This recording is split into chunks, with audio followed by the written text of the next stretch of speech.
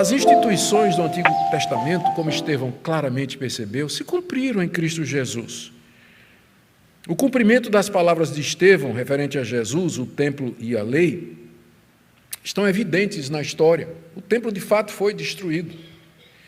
E eu digo isso, eu não canso de bater nisso, eu não entendo porque existem irmãos de igrejas evangélicas, pastores, que insistem no judaísmo, ou trazer de volta aquilo que Estevão já percebeu que tinha passado.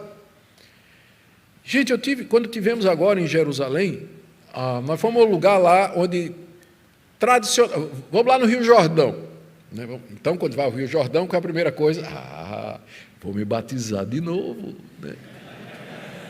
Pastor Cláudio ameaçou que esse batizado novo eu expulso da igreja, né? Ameaçou. Brincadeira.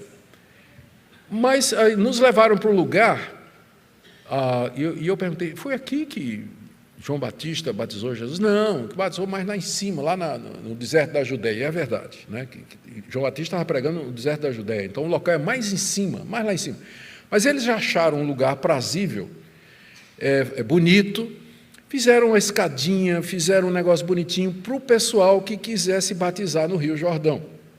E quando a gente estava lá, né, tinha uma turma toda vestida de branco lá, se batizando no Rio Jordão, como se batizar no Rio Jordão tornasse o batismo dele mais válido ou mais aceitável diante de Deus. Eu creio que não.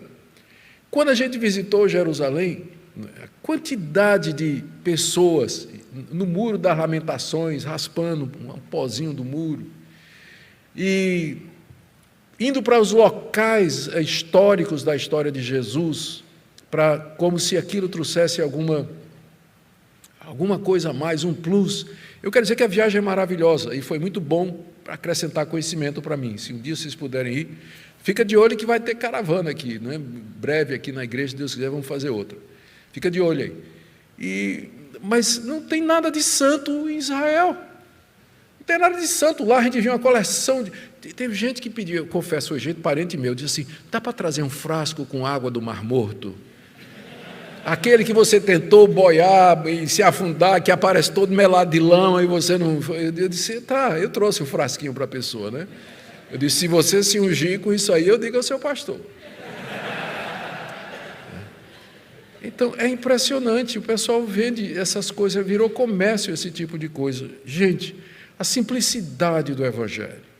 Todas essas coisas do Antigo Testamento passaram, o Senhor Jesus aboliu, Estevão estava certo quando ele estava ensinando isso aqui, que mais tarde vai ser ensinado pelo apóstolo Paulo e outros também.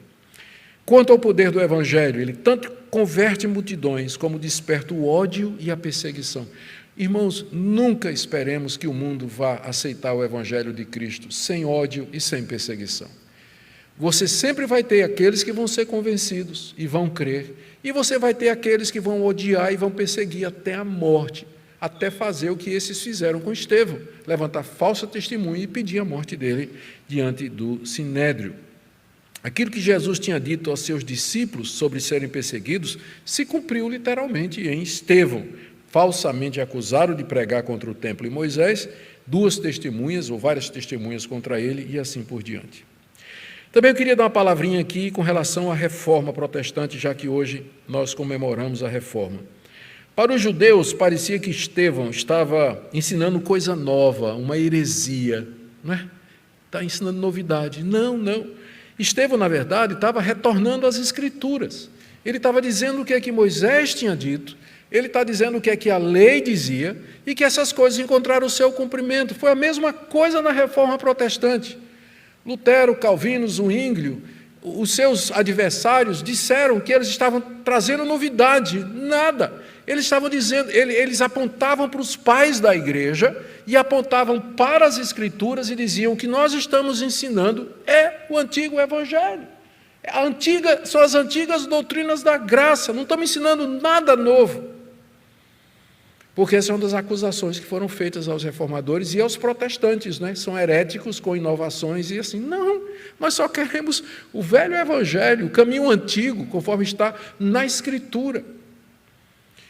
E, finalmente, queridos, quanto às eleições, A gente percebe aqui que, apesar de tudo que se poderia dizer do sinédrio e dos acusadores, Estevão se submeteu ao julgamento. Ele não, em momento nenhum, ele se levantou, a gente vai ver isso aqui, não é? Ele fala, ele diz a verdade, mas ele se curva diante da autoridade que está diante dele, porque, como ele sabia, e todos os judeus sabiam, toda autoridade procede de Deus.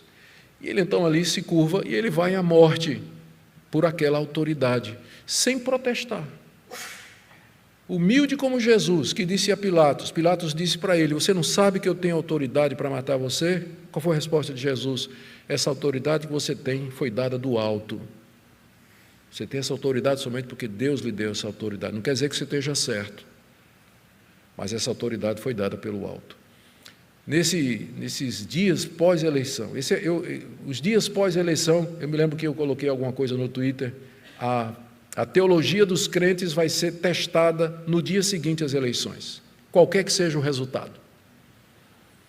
É isso? Aí é que nós vamos ver a seriedade da teologia da igreja evangélica.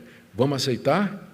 Humildes, sabendo que é a vontade de Deus, sabendo que Deus governa sobre tudo e todos, vai conseguir cumprir o que está escrito, 1 Timóteo capítulo 2, ore pelo governante, peça a Deus pelos governantes para que tenhamos uma vida tranquila e mansa, com toda piedade e respeito, ou vamos nos revoltar, como alguém me disse aqui, mandou um Twitter para mim, desaforado, dizendo, vontade de Deus ou vontade do povo?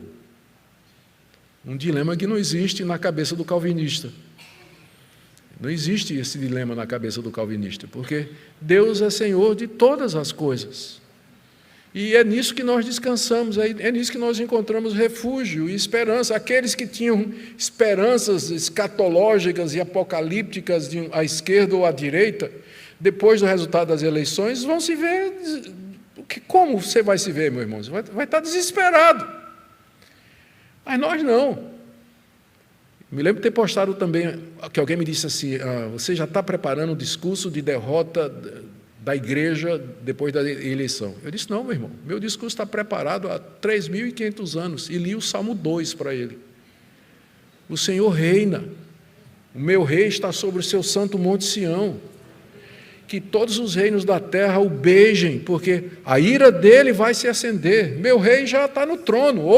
Ontem a gente escolheu um governante terreno, mas o Rei dos Reis já está sentado no trono e ficará eternamente. Amém?